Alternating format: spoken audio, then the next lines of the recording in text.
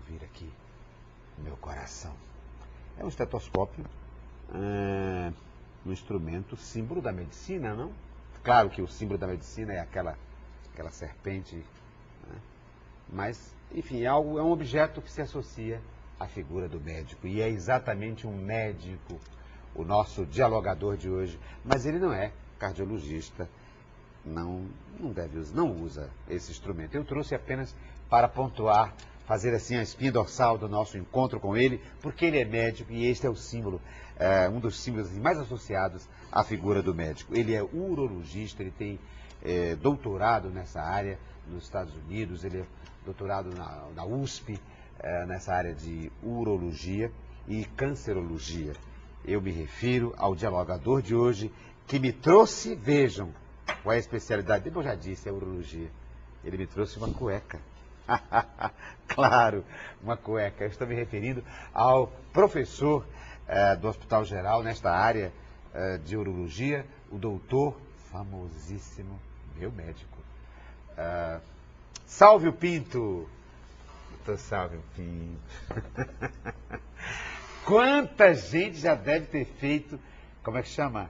Piadinha e trocadilho com seu nome. Eu já soube até que o Zé Simão, o famoso Zé Simão, na Folha de São Paulo, disse que o senhor é um dos predestinados. Quando nasceu, sua mãe disse, olha, seu nome vai ser Salve o Pinto, porque você vai ser urologista. Como é que você recebe essas brincadeiras, hein? Eu já estou mais ou menos acostumado. Acostumado, né, com esse trocadilho. Com relação ao Zé Simão, eu fiz especialização em São Paulo, né? Eu morei 5 anos. E eu recebi telefonema de colegas. Rapaz, você está muito famoso aí no Ceará, porque você saiu hoje aqui na Folha de São Paulo. Na coluna do Zé Simão? Eu disse, porque foi? Não, porque estão fazendo que você tem um nome apropriado para a sua especialidade. Né? Mas é interessante... É um trocadilho. Salve com L, aí fica Salve o Pinto. Interessante é que quando eu terminei, que fui estudar em São Paulo, a gente sai daqui, esse nome Pinto não tinha muito essa conotação. Ainda não tinha essa conotação, E eu cheguei em São Paulo, de vez em quando as pessoas perguntavam e dava assim uma risadinha, eu não entendia. A telefonista não tinha coragem de dizer, quando ela ia me chamar no hospital, na telefonia, dizia, doutor Salve, aí parava e dizia, Salve.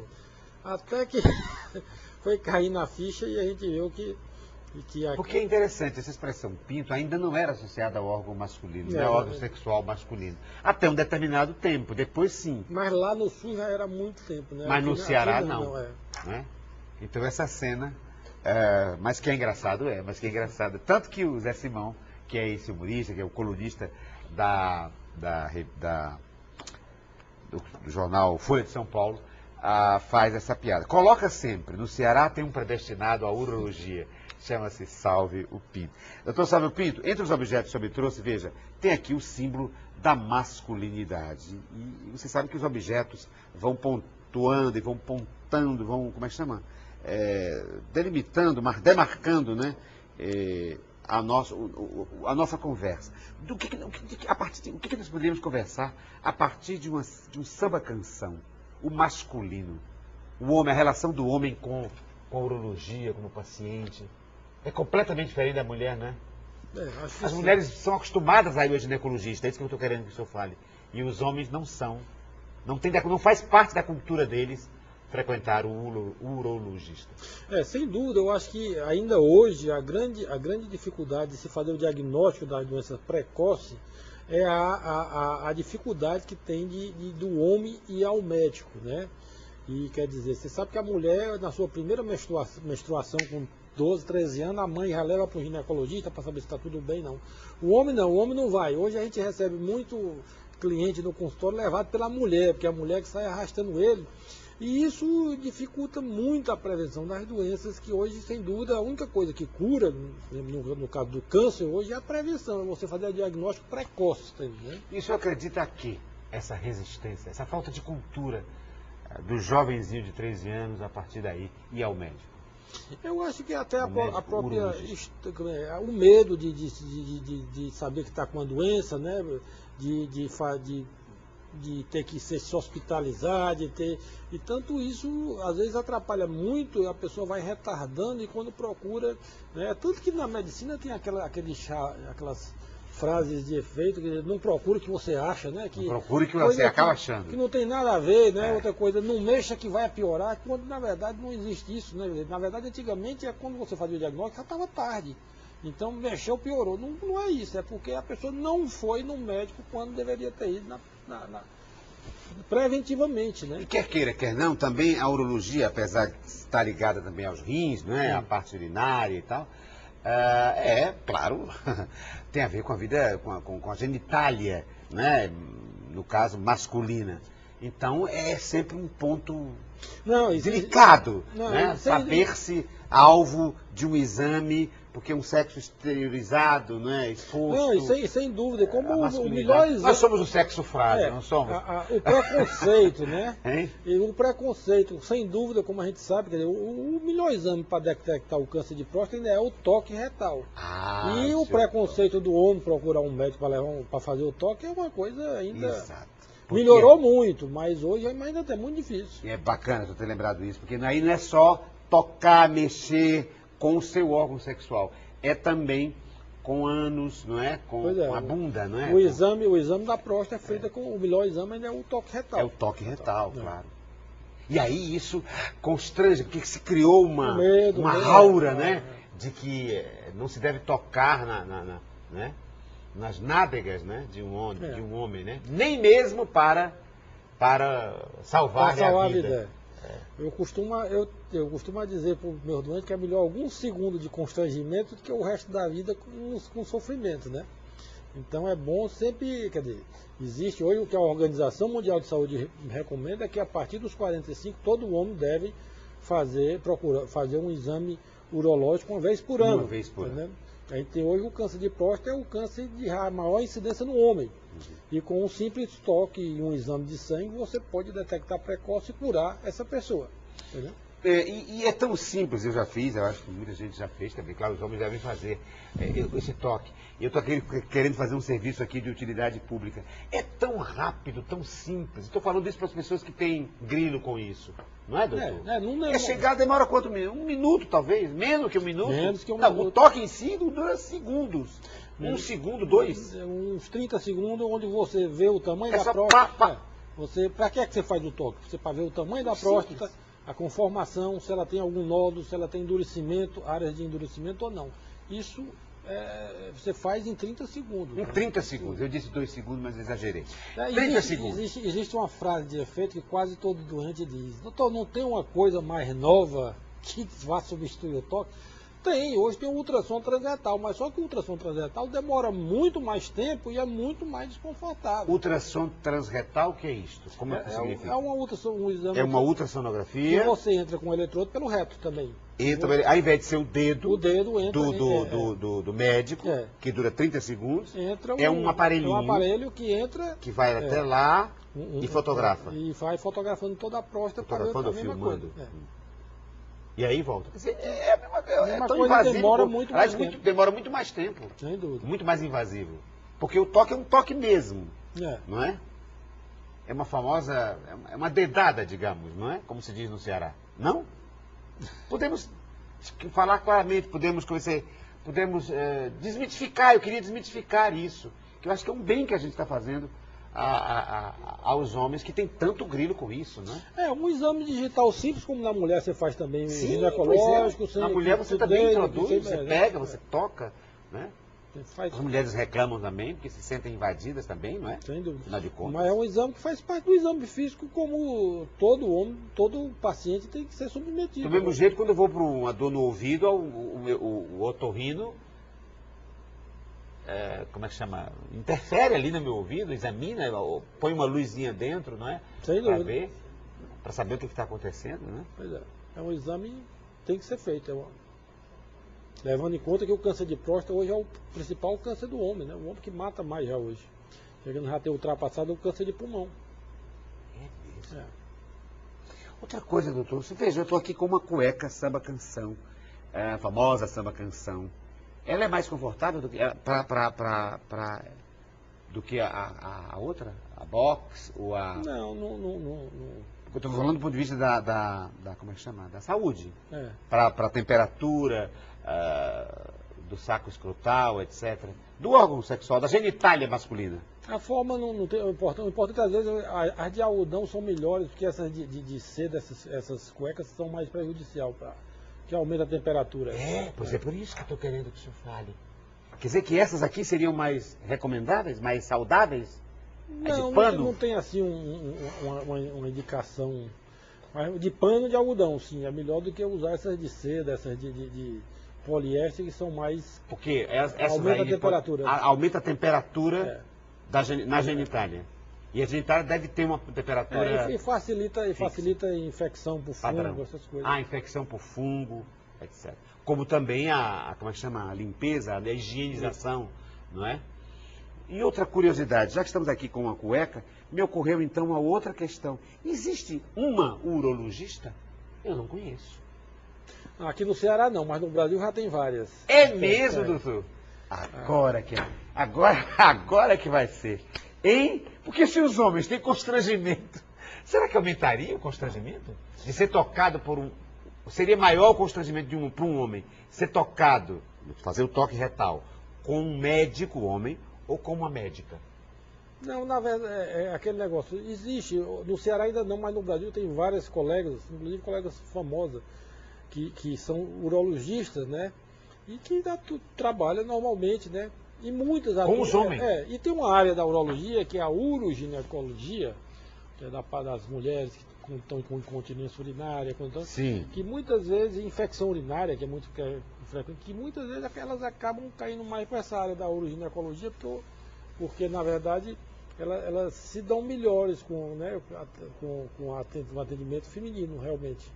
Com atendimento feminino. Mas você não tem notícia de homens sendo atendido por elas? Tem. Fazendo toque retal, tudo isso? Normal, sem problema. Estou falando disso, é importante a gente falar, que a gente desmitifique, mesmo que a gente ria, brinque. Mas, aliás, exatamente por isso, a gente tem que brincar para tornar mais leve. E isso não é nós temos na proctologia a doutora Angelita Gama, que é uma das unidades no Brasil. Não é urologia, mas é proctologia, que também é tão delicado quanto. É tão delicado quanto. Né? E tem também o fato de que as mulheres também se submetem a serem examinadas por homens, por ginecologistas, não é? Sem dúvida. Algumas se constrangem, não é? A gente vê às vezes a mulher que prefere quer uma mulher. Né? E não um homem. Por quê? Porque passa por uma questão de gênero, porque estamos falando de genitálias, né? De intimidade. Né? É absolutamente compreensível isso. Agora, impedir que a saúde chegue em função desses constrangimentos é que a gente tem que, né, trabalhar contra isso. Doutor Sálvio Pinto, eu disse certo, o senhor fez doutorado na USP, na área de urologia. E cancerologia também? Em cancerologia, porque eu faço a parte mais de urologia oncológica, de cancerologia urológica, né? Câncer de próstata, de rim, de bexiga, que é uma subespecialidade dentro da urologia. Então, meu doutorado, meu estudo foi em câncer de próstata. E imagino, então, que um doutor em urologia e em câncer de próstata deve ter lido este livro que ele trouxe aqui 432 mil vezes. Isso aqui é um compêndio de urologia e um dos objetos que o doutor Sálvio Pinto me trouxe. Fale, doutor Sálvio, por que você me trouxe esse livro? Hein? É um livro em inglês, porque toda a sua formação foi nos Estados Unidos, a sua pós-graduação. Foi. Diga. Não, o livro é porque, na verdade, a gente faz medicina tem que viver estudando, não pode, diariamente tem que dar uma revisão, tem que ir há 30 anos que é isso, é estudar e trabalhar, tá entendendo? Então, como esses objetos, eu trouxe um livro, que é uma coisa que a gente tem que estar diariamente consultando para se atualizar e para ter novos conhecimentos, né, na área.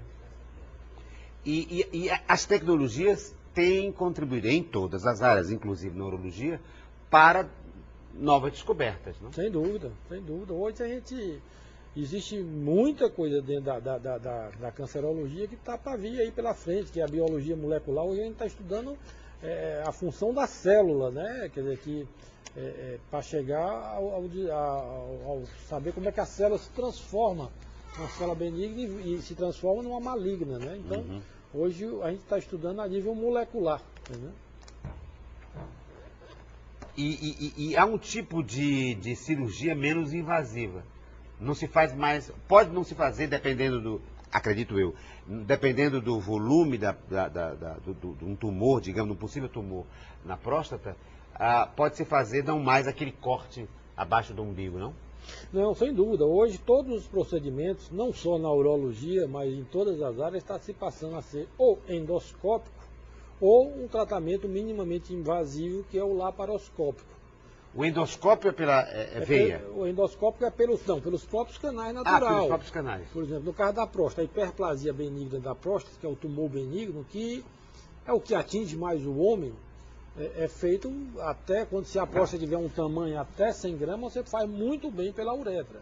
Pela você uretra. entra com um aparelho, olhando pela televisão, e vai tirando as fatias desse tumor até tirar ele todinho por via endoscópica. Pela uretra. Pela uretra, sem corte, sem nada. Com anestesia geral? Não, peridural, somente peridural. Peridural. Tá. Como tumor de bexiga também, como os cálculo renal hoje, cálculo renal a gente vai lá dentro do rim e consegue trazer o cálculo, destruir ele com laser, sem corte, sem nada. Antigamente a pessoa tinha um cálculo de 1 centímetro no rim, você tinha que fazer uma incisão de 15 centímetros, cortar toda a parede abdominal para chegar no rim para tirar esse cálculo. Eu digo, mas no caso de um câncer, você tem que fazer outros dois.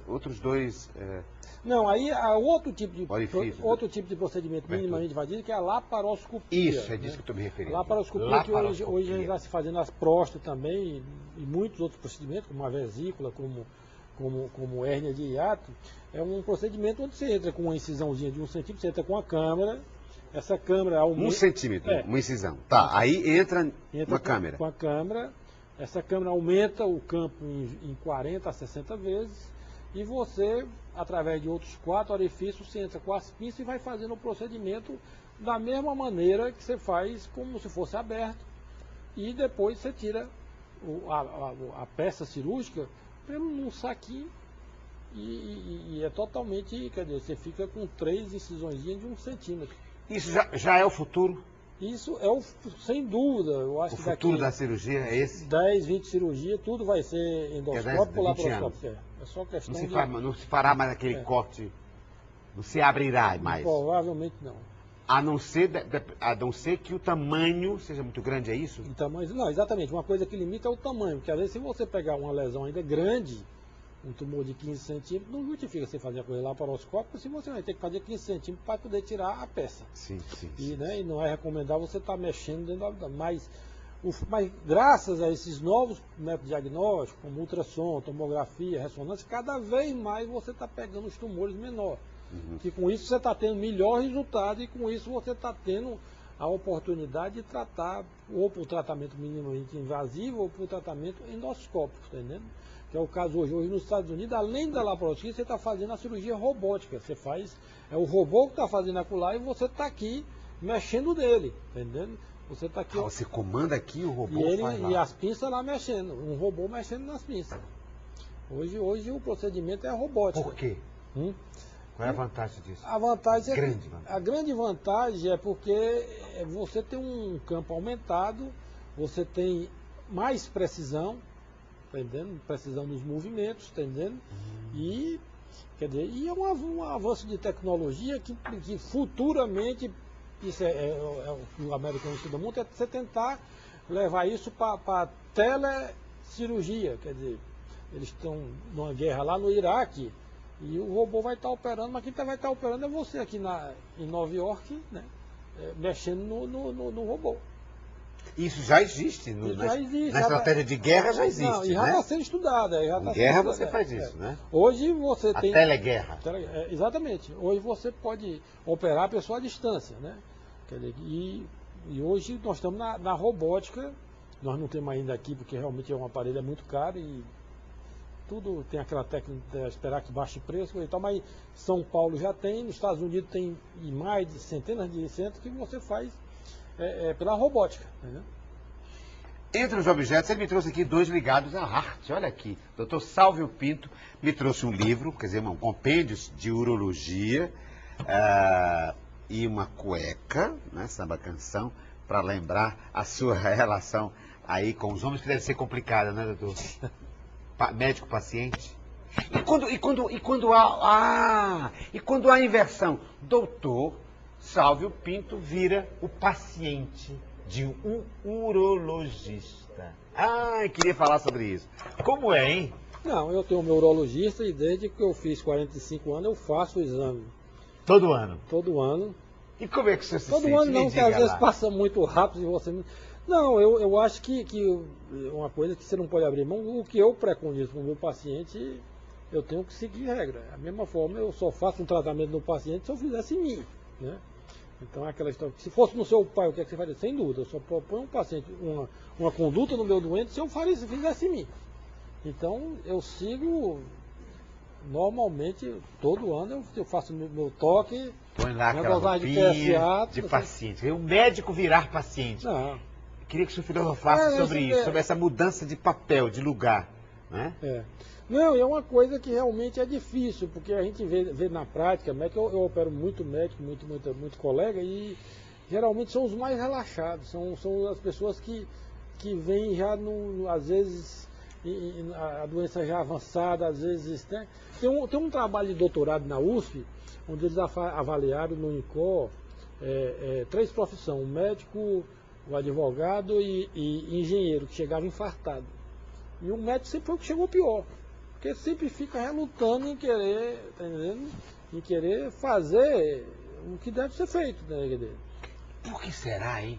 Eu tenho um filho médico, doutor Roberto Guilherme, que é cirurgião, oftalmologista, e a gente sempre conversa sobre esse tema.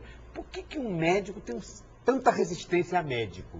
Eles acham que são imunes à doença, ou porque acham que não quer incomodar o colega, ou será que isso degrada o conhecimento dele? Eu não sei o que nessa é. Nessa tese de doutorado, uma das coisas... Doutor, me explique. É isso, nessa tese de doutorado sobre doença de médico, uma das coisas que realmente mais foi relatada é isso, é as consultas de corredor. Você passar, eu quero conversar contigo, aí faz uma pergunta e não vai, tá entendendo? A gente acaba não indo no médico, na verdade é essa, né? Eu acho que... Orgulho, um pouco de orgulho, de brio. Talvez aquela que o médico se achava o supra-sumo, não sei, né? Mas... Porque, por exemplo, na sua especialidade, já confessou aqui, eu sou urologista, mas faço meu exame regular com um outro urologista, claro, eu viro paciente. Agora, e nas outras áreas? Por exemplo, como é que está, doutor? Agora eu sou o doutor. Doutor Sálvio Pinto, como é que está, por exemplo, a sua garganta, o seu coração? Não, eu tô... Hein? Foi ao otorrino? Não. Tem ido ao otorrino? Tem feito o check-up? Não, eu tenho meu cardiologista que eu vou também todo ano e faço meus exames. Isso aí é uma coisa... Né? Porque, na verdade, hoje não se discute. Hoje, passou dos 50 anos, as doenças que matam mais é coração e câncer. Né? E coração e câncer. Você estando conseguindo, fazendo a prevenção disso, você já está fazendo a prevenção de talvez mais do seu risco de 70%. Né? As outras coisas são em menor probabilidade de você ter. Mas o que mata mais hoje é coração, câncer e acidentes. Né? E engraçado é que o seu encantamento inicial, quando foi formado, os seus 6 primeiros anos de medicina, não era para urologia, né? Não. Você pensava em ser oncólogo, é isso? Não, na verdade é o seguinte... Oncologia, é isso? Não, na verdade eu entrei na faculdade e no segundo ano eu disse para minha mãe que eu queria fazer cirurgia. Ela disse, não, eu tenho um parente que... Cirurgia, tá. Cirurgia, eu queria fazer cirurgia. Ele disse, não, eu tenho um parente que é um bom profissional aqui na cidade. Se você quiser, eu falo com ele para você acompanhar ele, que naquela época você acompanhava um médico nos hospitais, né? Aí ela falou com ele, o doutor Paulo Ernesto, que é um excelente cancerologista, mas na época para mim era cirurgião. Era um cancerologista. E aí ele me levou para a Santa Casa. E na Santa Casa eu fui para uma enfermaria de câncer, que é um serviço de oncologia, que ainda hoje existe, um excelente serviço. E eu, desde o 3º ano de medicina, eu passei a morar praticamente na Santa Casa. Então a sua área era cancerologia? Cancerologia. Não, aí nunca tive dúvida que ia fazer cancerologia. E morei praticamente no serviço de oncologia da Santa Casa. Serviço do doutor Aguiar, doutor Paulo Ernesto. E quando eu terminei, eu fui fazer residência em São Paulo, no Hospital do Câncer de São Paulo. E lá, quando eu acabei a residência, eu fui convidado pelo professor Fernando Gentil, que é um cearense, que foi pioneiro da cancerologia no Brasil, a trabalhar, ficar trabalhando com ele, no serviço dele lá do Hospital do Câncer, que era o serviço de cirurgia pélvica. E a cirurgia pélvica englobava a urologia também. Então eu comecei a trabalhar na urologia, E aí se encantou. fazer mais a parte de câncer urológico, e ele, como ele tinha formação americana no Memorial de Nova York, ele perguntou se eu queria, que o grande urologista do século passado, que foi o Richmond, era amigo dele de turma de residência. E ele conseguiu uma bolsa para mim, eu fui para lá, passei um período, e quando voltei, eu ia voltar para São Paulo, mas aí ele faleceu e eu disse, não, vou para Fortaleza logo, porque para ficar em São Paulo querendo voltar para Fortaleza, aí eu vim para Fortaleza e hoje a minha área é câncer urológico. É câncer na área de urologia. Urologia. Doutor Sávio Pinto estava dizendo que o senhor me trouxe objetos de arte. Um deles é essa estatueta. A figura de um homem nu. Eles ficam constrangidos em tirar a roupa. É isso? Não, aí é porque a urologia, ela trata do sistema urogenital e genital masculino, né? Realmente a urologia trata do homem. E hoje a Sociedade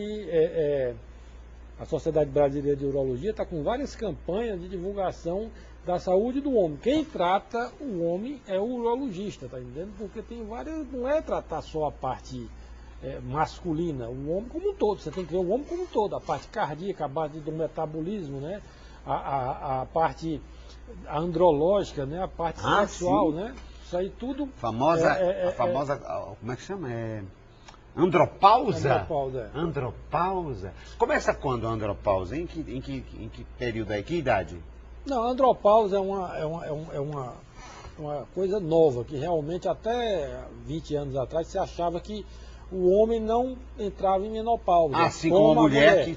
Teoricamente, a testosterona do homem ela permaneceria constante durante toda a vida dele. Tá. Como na parte reprodutiva, o homem pode reproduzir a vida toda. Sim. Mas depois se viu que talvez 20 a 30% dos homens tem uma queda de testosterona, que isso causa muito transtorno. E se reuniu num conjunto de sintomas que a gente chama de andropausa, que é o homem após os 50 anos ter perda de libido, perda de ereção, irritabilidade, mal-estar, perda de massa muscular, aumento de colesterol.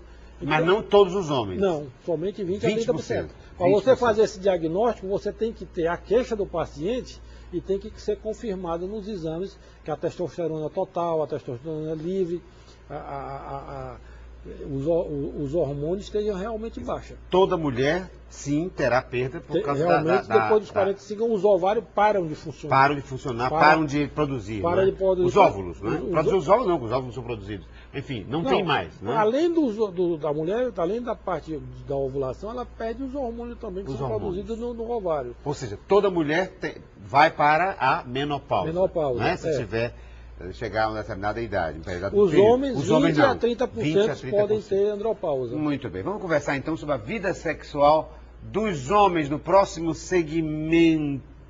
Porque parece que uma das grandes doenças dos homens, dos machos, na área da sexualidade, é uma doença chamada mentira. Eles mentem. Vamos falar sobre isso? Os homens mentindo sobre os seus desempenhos sexuais, etc, etc. Mas numa boa, vamos conversar, porque afinal de contas o nosso dialogador é especialista nisso. Eu me refiro ao médico, ao urologista, doutor Sávio Pinto.